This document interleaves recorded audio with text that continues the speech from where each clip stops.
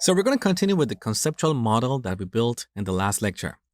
Now we're going to refine this model to come up with a data model or a data structure for storing our data. This logical model is independent of database technologies. That's why we call it a logical data model. It's just an abstract data model that clearly shows our entities and their relationships, but it's a bit more detailed than this conceptual model.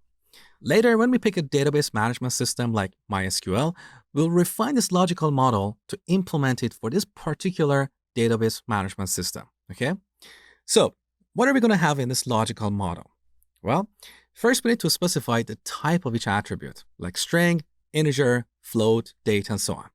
For example, the student's name is a string, so here in parentheses, we type string.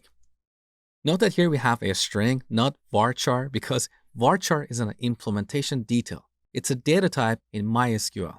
But this logical model is independent of database technologies, okay?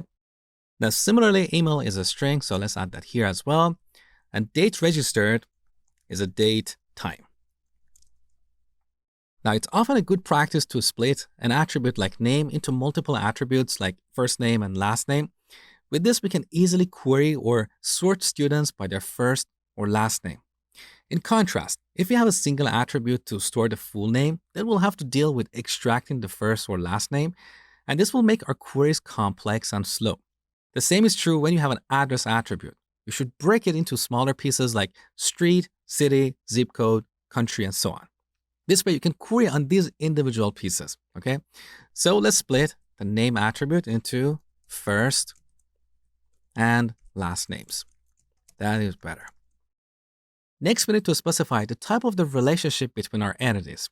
We have three main types of relationships: one-to-one, one-to-many, and many-to-many. The other types are variations of these three types. In this case, we have a many-to-many relationship between the student and the course, because a student can enroll in multiple courses, and a course can have multiple students. Now, if you want to change the type of this relationship, we can select it. And here on the right side, we have this panel. From these drop-down lists, we can select the type of the relationship. Now, you see a lot of different shapes here because Draw.io supports a lot of different visual languages. Some of these icons are part of UML. So down the bottom, you can see the icons for entity relationship diagrams. If this is confusing for you, you can also hover your mouse over each of these relationships. So this is a one-to-one relationship. Here's a one-to-many relationship, and so on. Okay? So in this logical model, we should clearly specify the type of relationship between our entities. At the conceptual level, this doesn't matter. All we need is a straight line between entities. The type doesn't matter, okay? Now, there is something missing here. What if we need to know the date a student enrolled in a course? Where should we put that data attribute? We can put it here on the student because a student may enroll in several courses. Then we need a separate attribute for each course. And we won't know ahead of time how many courses each student is going to enroll in. That doesn't make sense. What if we put it on the course entity? That doesn't make sense either, because the enrollment date would be different for each student. So the enrollment date is not an attribute of the course. It's an attribute of the enrollment, right? So it's an attribute of the relationship between the student and the course.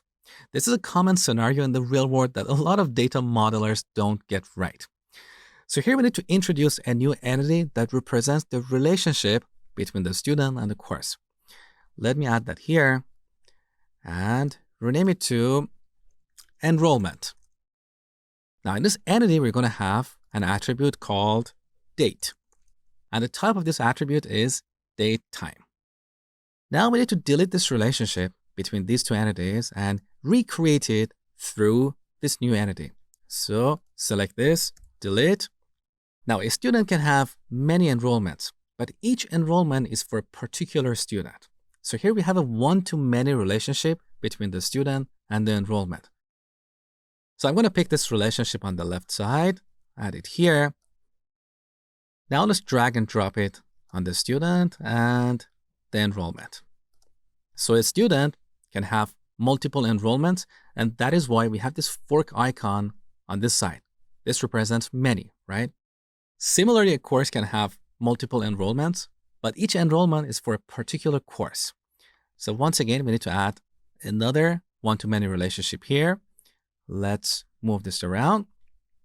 So I'm going to attach this end to the course entity and this other end to the enrollment. So one to many, okay? So previously we had a many-to-many relationship between these two entities. Now we have two one-to-many relationships. You see that a lot in modeling relational databases. All right, so now we have a new entity that clearly represents an enrollment for a student in a particular course. In this entity, currently we only have one attribute, that's the date. But let's say we talk to our domain expert and we realize that courses are priced differently over time. So each student may buy a course at a different price. Where should we put that price? In the enrollment entity. That is the price a student pays at the time of enrolling in a course. So let's add another attribute here, price. And the type of this should be float because we can have digits after decimal point, like $49.50. Once again, at this level, we don't care what is the name of the corresponding data type in MySQL or any other database management systems. That's why we use float. Now in MySQL, we're going to use decimal. In another database management system, we might have a different type. Our logical model doesn't care. This is just an abstract data structure. So compare our conceptual model with our logical model. Our conceptual model doesn't really give us a structure for storing data. It only represents the business entities and their relationship. And we use it to understand the problem domain and communicate with the domain experts.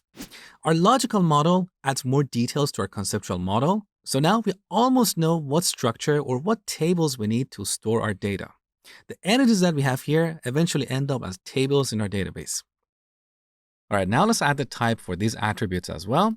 So title is going to be a string. Price is going to be a float. Instructor is going to be also a string. And tags, we can keep things simple. So we can use a string. And if a course has multiple tags, we can separate them using a comma. Now, you might say, Mosh, this is not a good idea.